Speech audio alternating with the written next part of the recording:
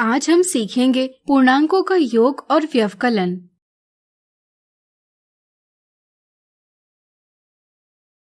पूर्णांकों यानी इंटीजर्स के योग यानी एडिशन और व्यवकलन यानी सब्ट्रैक्शन की समझ हमें कई स्थितियों में उपयोगी सिद्ध होती है। जैसे ये राहुल का बैंक खाता है, इसमें जमा राशि धन चिन्ह से और निकाली गई धनराशि ऋण चिन्ह से व्यक्त की है।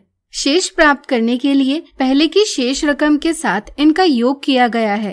इस तरह पूर्णांकों के योग और व्यवकलन का उपयोग हम और भी कई स्थितियों में करते हैं, जैसे कुल लाभ पता करने के लिए, तापमान में बढ़त या कमी पता करने के लिए इत्यादि। तो आइए सीखें पूर्णांकों का योग यानी एडिशन ऑफ इंटीजर्स कैसे करते हैं। मान लीजिए किसी स्थान का तापमान धन 5 डिग्री सेल्सियस है और वह धन 3 डिग्री सेल्सियस से बढ़ता है, तो नया तापमान क्या होगा, यह धन 5 धन 3 से पता किया जा सकता है।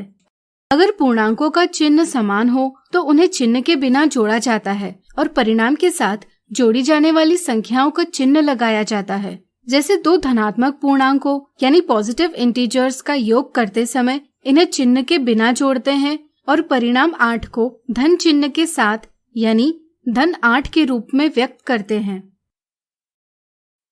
इसी तरह अगर तापमान ऋण 5 डिग्री सेल्सियस है और तापमान में ऋण 3 डिग्री सेल्सियस का परिवर्तन होता है, तो नया तापमान क्या होगा, यह ऋण 5 धन ऋण 3 से पता किया जा सकता है।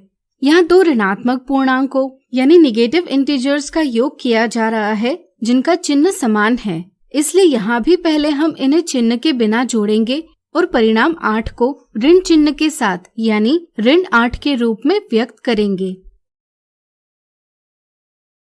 अब मान लीजिए तापमान धन 5 डिग्री सेल्सियस है और तापमान में ऋण 3 डिग्री सेल्सियस का परिवर्तन होता है, तो नया तापमान क्या होगा, यह हम कैसे पता करेंगे?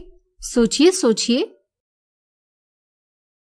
चलिए हम बताते हैं। यह धन 5 धन ऋण 3 से पता किया जा सकता है। अगर जोड़ी जाने वाली संख्याओं के चिन्ह अलग हो तो हम चिन्ह को नजरअंदाज करते हैं और बड़े मान से छोटा मान घटाते हैं और फिर परिणाम के साथ बड़े मान वाली संख्या का चिन्ह लगाते हैं। जैसे यहाँ हमने 5 से 3 घटाकर परिणाम 2 के साथ बड़े मान वाली संख्या धन 5 का धन चिन्ह लगाया है, इसलिए परिणाम होगा धन 2। इसी तरह ऋण 5 धन 3 करना होगा तो हम 5 ऋण 3 करेंगे जिससे परिणाम 2 प्राप्त होगा। फिर हम इसके साथ बड़े मान वाली संख्या यानी ऋण 5 का ऋण चिन्ह लगाएंगे, यानी कि जवाब प्राप्त होगा ऋण 2। पूर्णांकों का योग संख्या रेखा पर भी किया जा सकता है। आइए इसे समझें। धन 5 धन 3 का योग संख्या रेखा पर करने के लिए पहले हम धन 5 का संख्या रेखा पर स्थान ज्ञात करेंगे। चूंकि धन 5 धनात्मक पूर्णांक है, इसलिए इसका स्थान 0 से दाईं ओर 5 कदमों पर है। फिर हम दूसरी संख्या का चिन्ह देखते हैं। संख्या रेखा पर दो पूर्णांकों का योग करते समय अगर दूसरी संख्या का चिन्ह धन होगा तो हम पहली संख्या के दाईं ओर चलते हैं और अगर ऋण हुआ तो बाईं ओर चलते हैं। चूंकि यहाँ दूसरी संख्या का चिन्ह धन है, इसलिए हम 5 से दाईं ओर 3 कदम चलेंगे। इससे हम पहुँच जाएंगे धन 8 पर, जो कि धन 5 धन 3 का परिणाम है। इसी प्रकार अगर हमें ऋण 5 धन ऋण 3 करना होगा तो 0 से बाईं ओर 5 कदम चलेंगे। फिर दूसरी संख्या का ऋण चिन्ह होने के कारण फिर से 3 कदम बाईं ओर चलेंगे। इससे हम पहुंच जाएंगे ऋण 8 पर, जो कि ऋण 5 धन ऋण 3 का परिणाम है। जरा सोचिए, अगर हमें संख्या रेखा पर धन 5 धन ऋण 3 का परिणाम प्राप्त करना होगा तो यह हम कैसे करेंगे? सोचिए। आपने सही सोचा। धन 5 के लिए पहले हम 0 से दाईं ओर 5 कदम चलेंगे और फिर उसमें ऋण 3 जोड़ने के लिए बाईं ओर 3 कदम चलेंगे, इसलिए परिणाम होगा धन 2। अब आइए जानते हैं पूर्णांकों का व्यवकलन यानी सब्ट्रैक्शन ऑफ इंटीजर्स कैसे किया जाता है। लेकिन इससे पहले हमें एक बात समझना जरूरी है। अगर दो संख्याओं का योग 0 आता है तो वे एक दूसरे की योज्य प्रतिलोम यानी एडिटिव इनवर्स होती है। जैसे धन 5 और ऋण 5, ऋण 3 और धन 3, ऋण 9 और धन 9 इत्यादि। संख्याओं के इन युग्मों को देखकर आपको क्या पता चलता है? सोचिए सोचिए।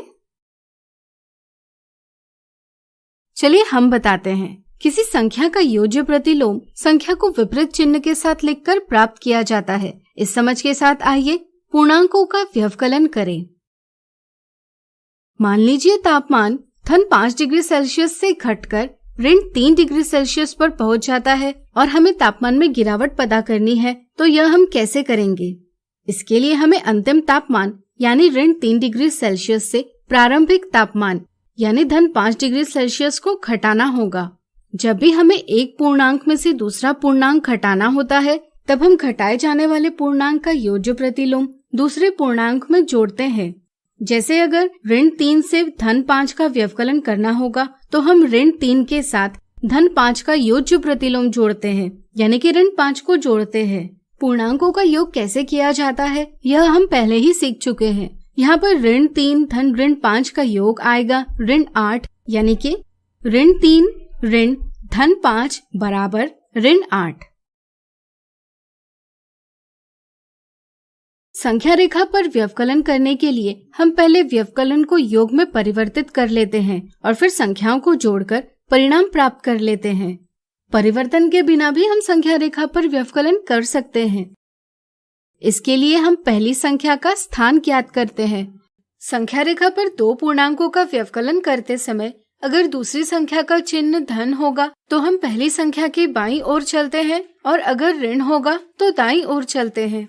जैसे ऋण 3 ऋण धन 5 का व्यवकलन करने के लिए पहले हम ऋण 3 का स्थान ज्ञात करेंगे, जो है 0 से बाईं ओर 3 कदमों पर, और फिर हमें धनात्मक पूर्णांक धन 5 को घटाना है, इसलिए ऋण 3 के बाईं ओर 5 कदम चलेंगे।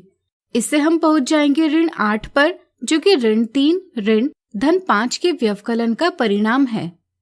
इसी तरह अगर हमें ऋण 5 ऋण 3 का व्यवकलन करना होगा, तो पहले हम ऋण 5 का स्थान ज्ञात करेंगे, जो है 0 से बाईं ओर 5 कदमों पर। चूंकि अब हमें ऋणात्मक पूर्णांक ऋण 3 को घटाना है, इसलिए ऋण 5 के दाईं ओर 3 कदम चलेंगे। इससे हम पहुंच जाएंगे ऋण 2 पर, जो कि ऋण 5 ऋण 3 के व्यवकलन का परिणाम है। इस तरह से आज हमने सीखा पूर्णांकों का योग और व्यवकलन। अगले वीडियो में कुछ उदाहरणों से इन्हें और अच्छे से जानेंगे।